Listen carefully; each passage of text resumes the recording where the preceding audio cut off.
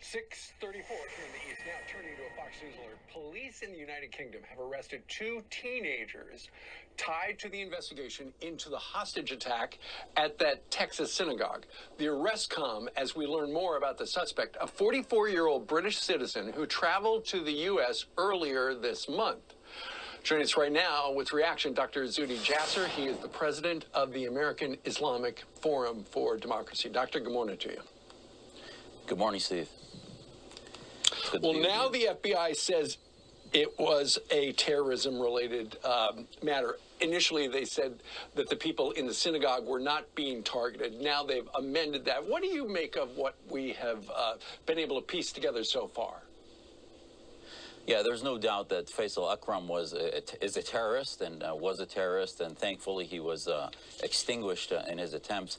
And the bottom line is he's a terrorist because he's part of this free Aafia movement. Aafia Siddiqui was Lady Al Qaeda, was found in Afghanistan as we tried to apprehend her, and then she shot at our FBI agents, shot at our army officers and others. She was found with documents related to attacks that were being planned in the United States, chemical attacks. She was married into the family of Khalid Sheikh Mohammed, but her cause has become a cause célèbre among Islamist groups from the Taliban to ISIS that have been trying to get her released.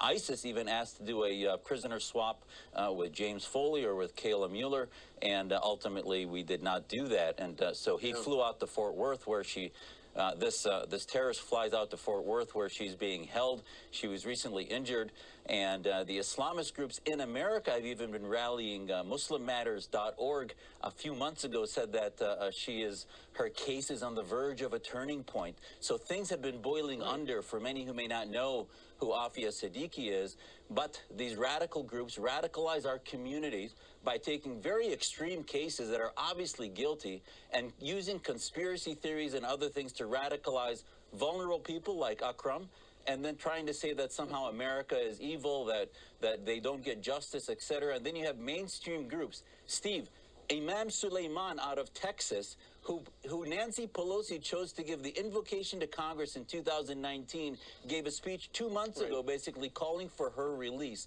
which shows how deeply radicalizing this issue is.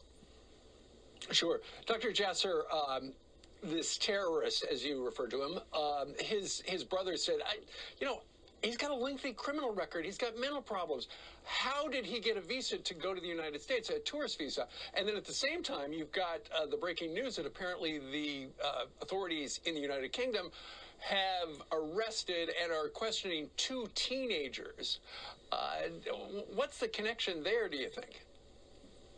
Well, as we see in every one of these cases back from terrorist incidents in Europe where terrorists might travel, we saw a case back in 2016 where one incident happened in Paris and then they go to Belgium, and then all of a sudden, weeks later, other family, other friends are arrested because odds are within the tribal aspects of the insular community, there's youth and others, adults, family members that may have known something they knew. He was sort of getting on edge. Usually as they become more unstable to commit this type of act, terrorists will telegraph it out, saying that he's going to go do something to free Aafia. Who knows? We'll hear the facts, but this is very much consistent with a pattern that usually they show that they're telegraphing what's happening.